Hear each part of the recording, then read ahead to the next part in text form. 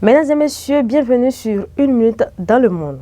Dans une lettre ouverte, 11 chancelleries exhortent le gouvernement sud-soudanais à mettre fin immédiatement aux différentes taxes et prélèvements imposés aux pays donateurs, aux agences des Nations Unies et aux ONG. Des coûts qualifiés d'inacceptables et d'illicites.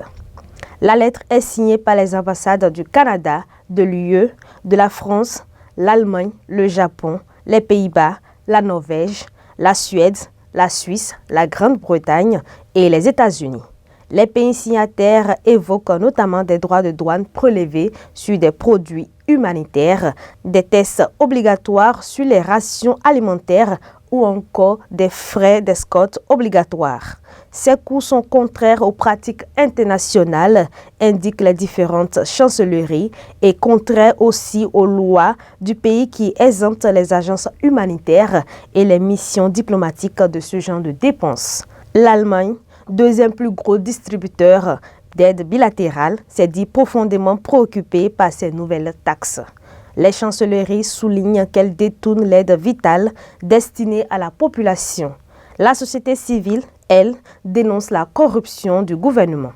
Au Sénégal, polémique autour des produits Nestlé pour bébés contenant du sucre ajouté.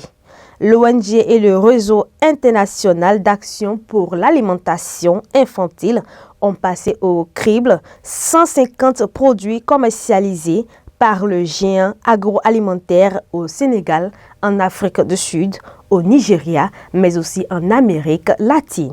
Résultat, la quasi-totalité des céréales Cerelac pour bébés examinés contient du sucre ajouté, soit près de 4 grammes par portion, en moyenne un carreau de sucre, alors qu'elles sont destinées aux bébés dès 6 mois. Au Nigeria, ce sucre grimpe à 6,8 grammes et au Sénégal à 5,9 grammes pour la même bouillie. Ce sont des taux de sucre beaucoup trop élevés et dangereux pour la santé, estiment les experts médicaux, alors qu'en Europe, ces mêmes produits sont commercialisés sans sucre et que l'Organisation mondiale pour la santé avertit qu'une exposition précoce au sucre augmente le risque d'obésité.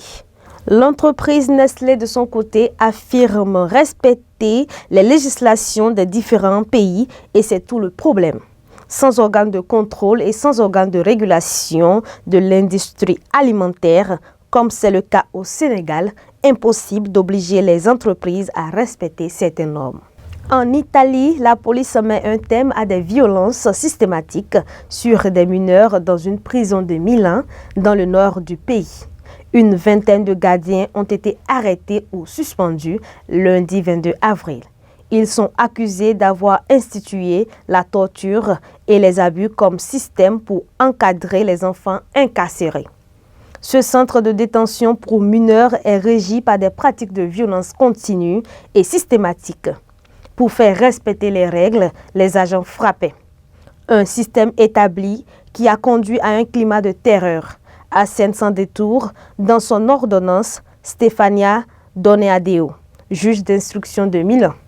Elle a ordonné l'arrestation de 13 gardiens et la suspension de 8 autres, soit la moitié des effectifs. Tous sont accusés d'être complices d'agression, d'actes de torture, d'abus de pouvoir ainsi que d'une tentative de violence sexuelle sur des mineurs.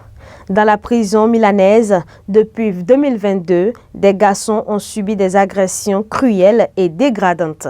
Certains ont été menottés pour être battus selon une enquête. Au total, des témoignages d'anciens prisonniers, des écoutes téléphoniques et des vidéos de surveillance interne ont été recueillis. Et pour finir cette session d'information, des présumés djihadistes ont intercepté 3 bus entre les localités de Bandiagara et de Bangass dans le centre du Mali. Ils ont contraint les chauffeurs à prendre la direction d'une forêt avec plus de 110 passagers civils à bord. Depuis, plus de nouvelles de ces personnes désormais considérées comme des otages. Au sein de la population, les esprits s'échauffent. Les jeunes de plusieurs localités du centre ont organisé des manifestations hostiles au gouvernement malien et bloquent des axes routiers. La situation est tendue. Dans une déclaration rendue publique, plusieurs associations de la région de Bandiagara dénoncent la dégradation de la situation sécuritaire sur place. La région de Bandiagara est plongée dans le doute. Le cauchemar, lit-on dans la même déclaration qui évalue à plusieurs centaines le nombre total de civils kidnappés ces dernières semaines dans le centre du pays. Face à la persistance des attaques djihadistes, les forces vives locales dénoncent l'inaction des forces armées et de sécurité avant de menacer. Si l'État ne fait rien pour la libération de tous les civils enlevés et pour ramener la sécurité, le mouvement de contestation va se durcir et s'étendre à d'autres localités. C'est tout pour aujourd'hui. Merci de nous avoir suivis.